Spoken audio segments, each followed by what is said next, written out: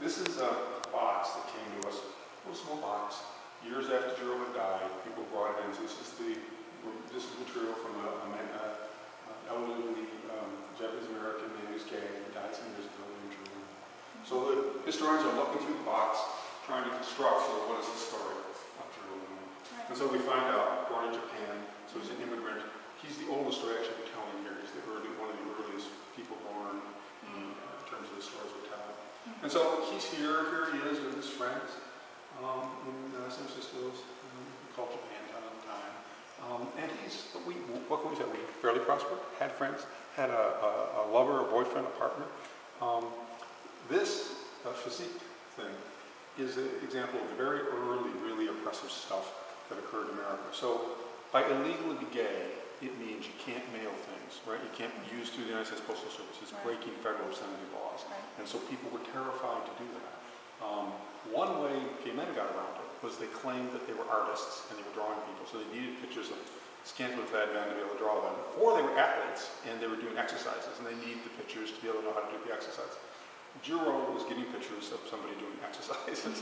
So it's the classic stuff that of that period, the 30s and 40s. Later it becomes Physique magazine. People become aware of it in the 50s. This is earlier than that Jiro has this thing.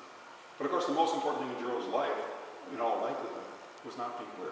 It was because he was a Japanese American immigrant. And so at one point he sees a sign saying all the Japanese Americans have to report to internment camps. And that is the extraordinary thing in Jiro's life.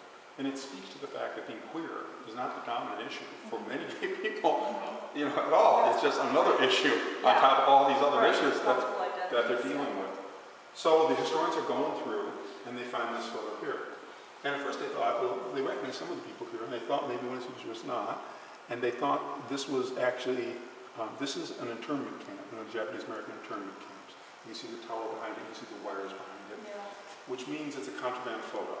You're not allowed to take pictures of the guard towers. And all the photos that were allowed were like happy Japanese Americans playing baseball or something like that, right? So somebody took this photo of, it turns out to be Jiro's partner is in the photo. He's in a different camp than Jiro. So this photo's taken, makes its way to Jiro either during the war in his own camp or after the war. All we know, remember, is a little box. Came to us after the war.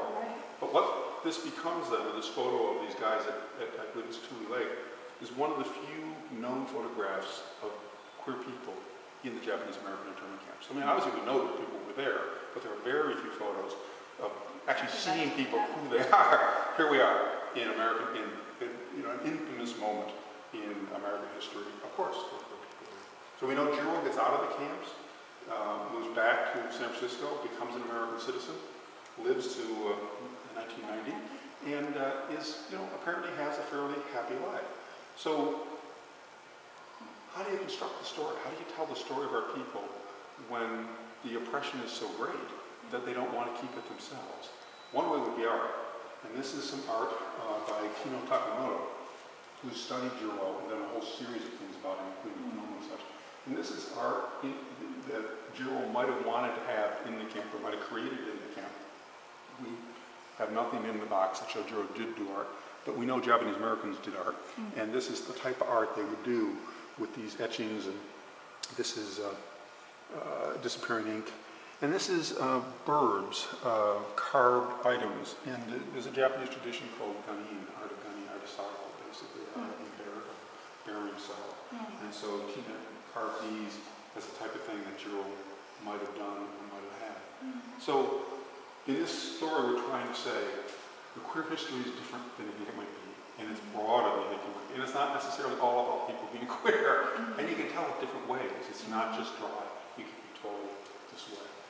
So this is sort of interesting, people are going to walk in and go, how do you encounter queer history? Here's a piece. There are pieces that you might not have thought of.